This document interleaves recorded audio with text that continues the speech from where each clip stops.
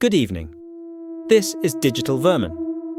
Welcome to tonight's episode. If you enjoy the unknown, consider liking and subscribing. Now, let's get into it.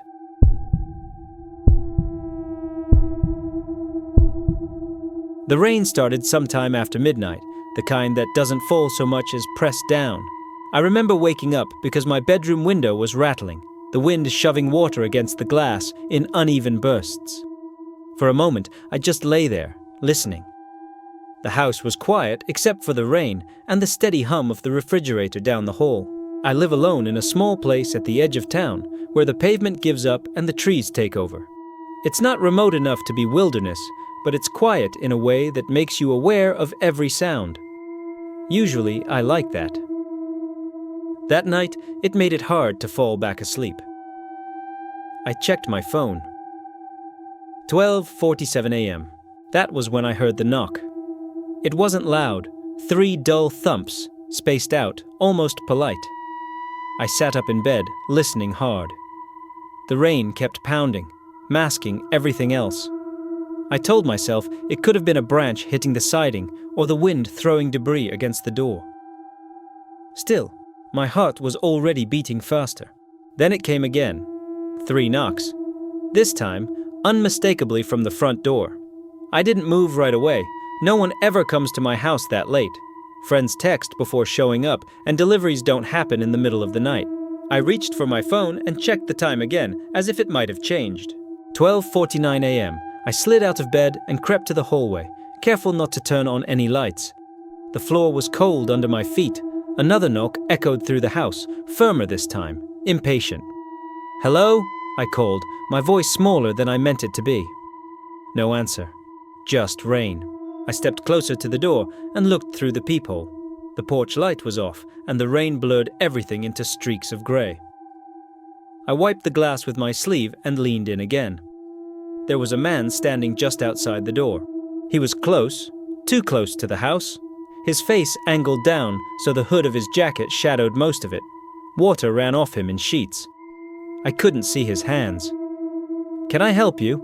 I asked, keeping my voice steady. He didn't look up right away.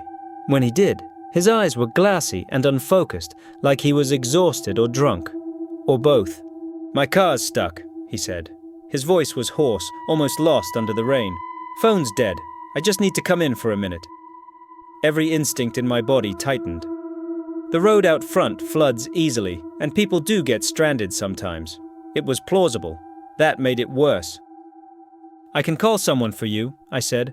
"Roadside assistance or the police." His jaw clenched. "I don't need the cops." He stepped closer, and I heard the wet scrape of his shoes against the porch. The door handle rattled slightly as his hand brushed it, not pulling, just touching. "Please," he said. "I'm soaked." I backed away from the door, my pulse roaring in my ears. "I can call from here," I repeated. "What's your name?" For a moment, I thought he wasn't going to answer. Then he smiled. It was brief and didn't reach his eyes. "Just open the door," he said. I didn't respond. I stood there, staring at the wood grain of the door like it might give me instructions. The rain grew louder, thunder rolling somewhere far off. The knocking started again, harder now. Not polite, not patient. I retreated down the hall and grabbed my phone, my hands shaking as I dialed 911. I whispered my address, explained there was someone at my door who wouldn't leave. The dispatcher told me to stay inside, stay quiet, officers were on the way. While I was on the phone, the knocking stopped. That silence was worse than the noise. I moved to the living room window and peeked through the blinds. The porch was empty, rain spilled off the roof in thick streams. I felt foolish for a second, like I'd overreacted. Then I noticed the muddy footprints. They led away from the door, but not toward the road. They curved around the side of the house, disappearing into the darkness where my backyard began. The dispatcher was still talking, but I barely heard her. My mouth went dry. There's a narrow space between my house and the tree line, just enough for someone to move quietly if they wanted to. A soft sound came from the back of the house. Not a knock this time. A scrape. Slow. Careful. I froze. The sound repeated, followed by a faint tap against the back window. Once. twice. I killed the lights and crouched behind the couch, my phone clenched in both hands. The rain drowned out everything else, but every few seconds I caught something.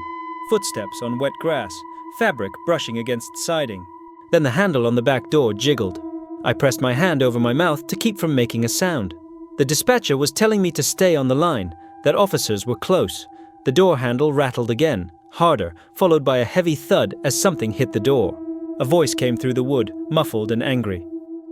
"I know you're in there." I don't remember how long it lasted. Minutes felt like hours. The rain never stopped. The door never gave in. Finally, red and blue lights flashed through the windows, slicing the darkness apart. Tires crunched on gravel. Shouting followed, then silence.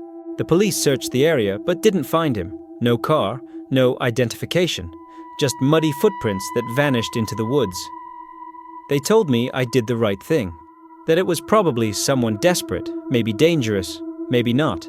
But sometimes, late at night when it rains hard enough, I still hear knocking in my dreams. 3 dull thumps, polite at first. And I wake up knowing that if I'd opened the door, just a crack, there wouldn't have been anyone left to call for help.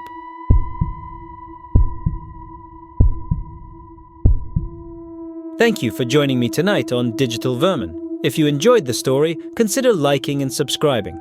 More unsettling tales await, so stay tuned. Until next time, be careful where you wander.